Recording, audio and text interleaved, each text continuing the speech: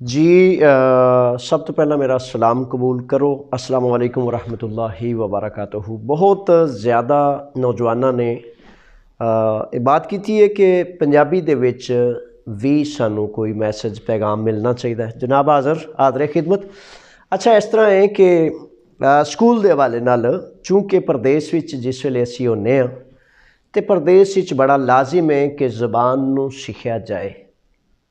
Online school है जड़ा उहदे हवाले नाल मैं जनाब गुजारिश करन लिया तुसी असी जेड़ा भी जिथों भी अपने अपने मुल्कों तो आए हैं ना तो शहजादे बात है जे कि जिस वेले तक तुसी ज़बान नहीं सीखनी, जिस वेले तक तुसी ग्रीक लैंग्वेज नहीं सीखनी, एपी मकरोन होवे या नैशनैलिटी होवे या छोटे तो छोटा कोई ड्राइविंग लाइसेंस होवे, हत्ता कि किसी भी किस्म के जड़ा इम्तिहान वास्ते अगे वधन वास्ते अपने आदिया पारामोनी आदिया दयामोनी और मुख्तलिफ तरक्की की मनाजिल तय करने वास्ते बड़ा लाजिम है कि तुसी जड़ा है वो ग्रीक ज़बान नू सीखो। ग्रीक दे नाल मैं तो कहांगा कि इंग्लिश भी आनी चाहिए, जिथे एक ज़बान है उत्थे नाल दूजी भी ज़बान बंदा सीख लैंदा। अच्छा गुजारिश है जे कि जड़ा पिछले दिनों में ऑनलाइन स्कूल के हवाले नाल एक ऑनलाइन क्लासां शुरू कीतियां गई ने। यूरोपी online school and culture centre के नाम नाल ये मतलब एक सेंटर है, एवरोपाइको केद्रो इसका नाम है। तो अच्छा वो गुजारिश है जे कि ये एक दो चार शहजादियों ने सवाल किया है कि जनाब वो अपना क्लासां शुरू नहीं हुई, क्लासां जड़ियां ने खिस्तोयाने की वजह नाल जड़ियां ने शुरू हो जाएगियां अगले हफ्ते, यानी कि शायद 1 जनवरी या ये आले दुआले 2-4 जनवरी नूं, जनवरी के पहले हफ्ते शुरू हो जाएगियां।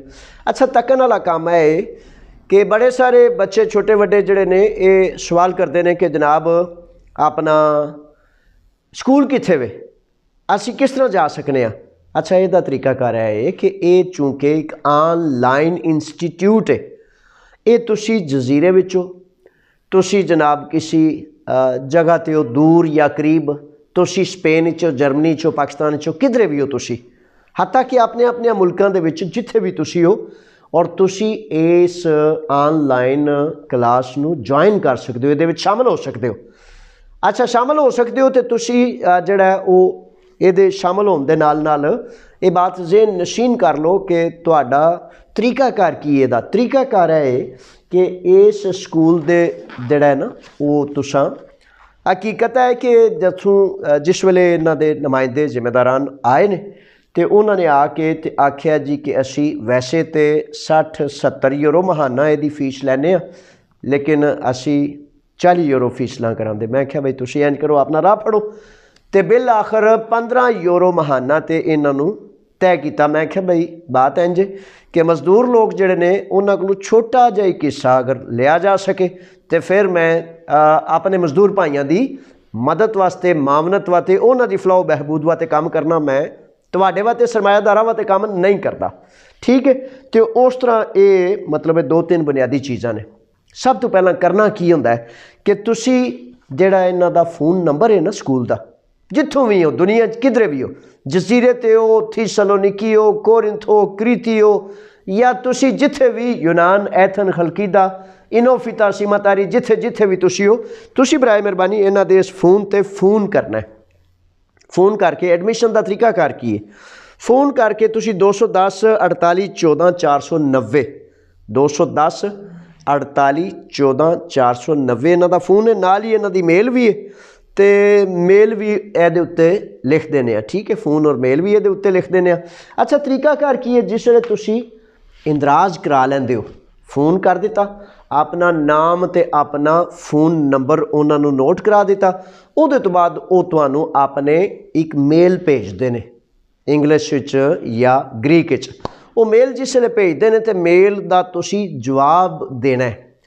जवाब किस तरह देना है, यानी कि उन्होंने एथनिकी बैंक और यूरो बैंक के हवाले नाल आख्या कि तुसी भाई अपनी दाखला फीस 5 यूरो तो 15 यूरो महाना जी है दूसरी फीस, यानी कि 2 माह की फीस है 3 यूरो प्लस 5 यूरो जोड़े दाखले दे ये हवाले नाल एथनिकी और पिरियोस ਇਹ ਦੋ ਬੈਂਕ ਨੇ ਇਹਨਾਂ ਦੇ, ਅਥਨੀਕੀ ਔਰ ਪਿਰਿਓਸ। ਇਹਨਾਂ ਬੈਂਕ ਅਕਾਊਂਟਸ ਦੇ ਵਿੱਚ ਜਿਹੜੀ ਦਾਖਲਾ ਕਰਾ ਕੇ ਤੇ ਇਹਨਾਂ ਨੂੰ ਰਸੀਦ ਸੈਂਡ ਕਰ ਦੇਣੀ ਉਸ ਮੇਲ ਤੇ।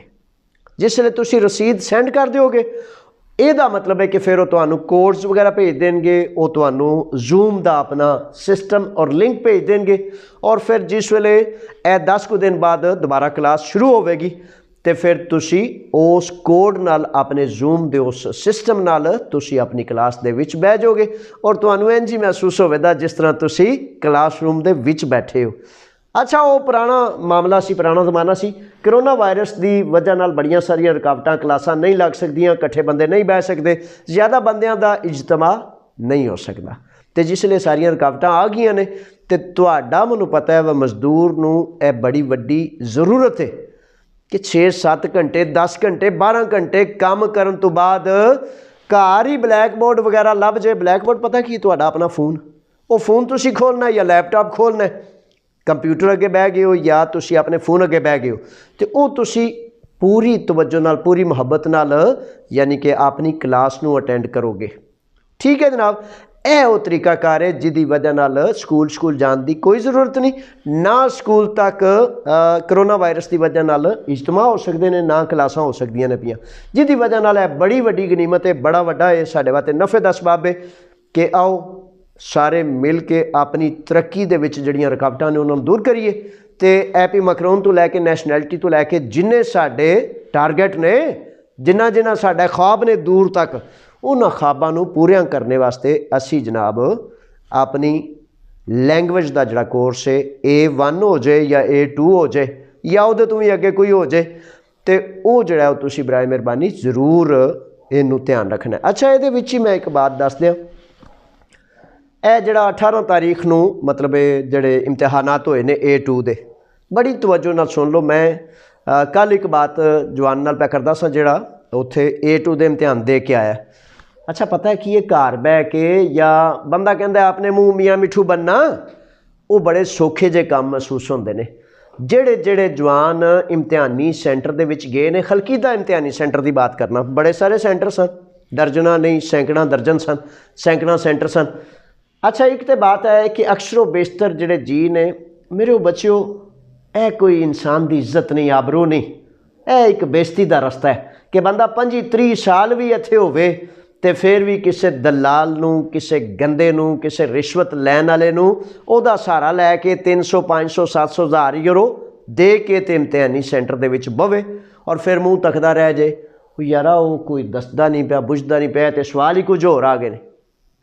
मतलब ये बात है कि ये इंसानियत की इंसल्ट है, ये तुम्हारी तजलील है, तो अपनी तजलील नहीं करनी चाहिए। 2-4-6 महीने अगर मतलब घर बह के मज़े नाल बंदा पढ़ सकता है तो फिर बंदा क्यों इस तरह का मतलब जिल्लत का रस्ता इख्तियार करे। और मैनू पता लगा है कि मैं हुण फॉर एग्जाम्पल तुहानू पुछना, बड़े सारे नौजवानों ने, बच्चों ने, छोटिया वड्डिया ने इम्तिहान दे विच मतलब शिरकत करन दा रस्ता इख्तियार किया है। कईयां ने रिश्वत दे के, कईयां ने पैसे दे के, कईयां ने मतलब दलालां दा मूँह मतलब जलील तरीन लोगों के जरिए मतलब रिश्वत का रस्ता इख्तियार करके तो वो इम्तिहानी सेंटर च बैठे ने। अच्छा, हुण प्रॉब्लम पता की है? प्रॉब्लम है कि तुसीं कहंदे हो जी मैनूं ज़बान भी बड़ी आ जाती है, मेरा फलाना सज्जन गरीकी है, फलानी बीबी है, फलाना, मैं तो गप्पां लांदा रहना। अच्छा, गप्पां नाल सवाल है आ जाता है, सुबह 9 तो लैके शाम 6 बजे तक A2 के इम्तिहान होए ने, सुबह 9 तो शाम 6 बजे तक, यानी कि सूरज निकलिया तो बैठे ने तो सूरज डुबिया तो फिर आए ने। अच्छा, सवाल एक जी दसते ने, मैं उन्होंने नाम नहीं दसता, इंटरव्यू अजकल उन्होंने चाड़ा का। अच्छा, वो सवाल दसते ने, कहते हैं जी सवाल आ गया सानू कि जनाब तुहाडा बच्चा जिहड़ा है वो स्कूल नहीं गया तो तुसीं एक मेल भेजनी है प्रिंसीपल नूं, स्कूल जिम्मेदारान नूं, तो तुसीं मेल लिख के भेजो बई की कहोगे उन्होंने। वो कहता असीं तो बटाटर गए, बई मेल हुण कित्थों लिखिए, बई इन्नी गरीकी कित्थों आउंदी सानू। हाँ जी, तो वो कहता फिर इस तरह के मुख्तलिफ सवालात, कुछ तस्वीर कढ़ के दे दित्तियां ने, इंज बोर्ड सामने रख छड़े ने। अच्छा बई यह जिहड़ा है वर्दी वाला बंदा कौन है, इहदा नां की, इहदा काम की है, कदे किसी सियासतदान की तस्वीर लै आवन, कदे किसी ब्यूरोक्रेट की लै आवन, कदे किसी की। तो कहता इंज दे अजीब जे सवाल कि डाढे मुश्किल आई जान शिकंजे विच जी जूं वेलने विच गन्ना। तो वह कहता मैं इत्थे 25 साल का यूनान च पर मनु ये यकीन हो गया कि पढ़ियों बगैर A2 का इम्तिहान पास नहीं होता। छोटी बात करना, मुख्तसर बात करना कि इस वास्ते बड़ा लाजम है, बड़ा ज़रूरी है कि पढ़िया जाए, अपनी इज्जत नूं भी कायम रखा जाए। और मेरे बच्चों, तालीम है जिहड़ी वो ऐसा जेवर है जिहड़ा चोरी भी नहीं होता, ऐसा नफ़ा है जिहड़ा ज़ाया भी नहीं होता। तो जे घर बह के मौका मिलता पिया तो फिर तुसी ज़रूर European online school and culture centre है जिहड़ा उहदे विच बड़ा मौका है। बड़ी धरू के खिंच के जनाब उन्होंने थले लियाते हैं, किथे 60 यूरो तो किथे 15 यूरो।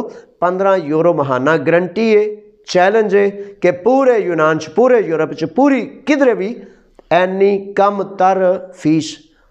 मैं कि तुहाडे कारोबार नूं, सरमाए नूं मैं सपोर्ट नहीं कर सकता, मैं तो मजदूरों नूं सपोर्ट करना है।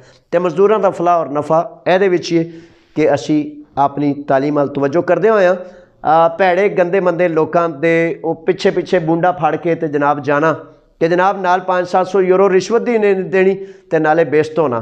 ये वीरो सुनियो, कोई अकलमंदा दा, दनावां दा, इज्जतदारां दा राह नहीं है। ठीक है, इस वास्ते पढ़ो तो फिर ताकि अपनी तरक्की दे मनाजल ते रस्ते भी सारे हल कर लो। नवे साल च इंशाअल्लाह क्लासां शुरू होने वालियां ने। अज की तारीख है? 21-22 तारीख है, तो दिहाड़े 7-8 रह गए। ठीक है, नवे साल दियां छुट्टियां ने, ख्रिस्तोयाने दियां छुट्टियां, तुसी भी मौज मेला करो तो वह भी तैयारी श्यारी अपनी कर लैन। वैसे क्लासां जड़ियां ने वो 20 दिसंबर नूं शुरू होनियां सन। कुछ स्टूडेंट्स दी थोड़ी जी मतलब है वो अपने लवाजमात पूरे ना करने, और ख़ास तौर पर जिस वेले तुसी उन्हां दी मेल नूं नहीं पढ़ सकते तो किसी साथी की मदद लै लो। बैंक विच जाके जद तक तुसी अपनी रसीद उन्हां नूं सेंड नहीं करनी, उस वेले तक क्लास मुकम्मल नहीं होती। ठीक है जनाब, यही सारी गुजारिश सी तुहाडे हुक्म ते मैं पंजाबी दे विच तुहाडी अपनी मादरी ज़बान दे विच जिहड़ी है इस वास्ते पैगाम रसानी करना पिया ताकि एक एक लफज बड़ी तवज्जो नाल, बड़ी मुहब्बत नाल, बड़ी आसानी नाल तुहानूं समझ आ जाए। लो जी, मेरा कबूल करो, अल्लाह दे राखे तुसी भी ते मैं भी। सलाम अलैकुम।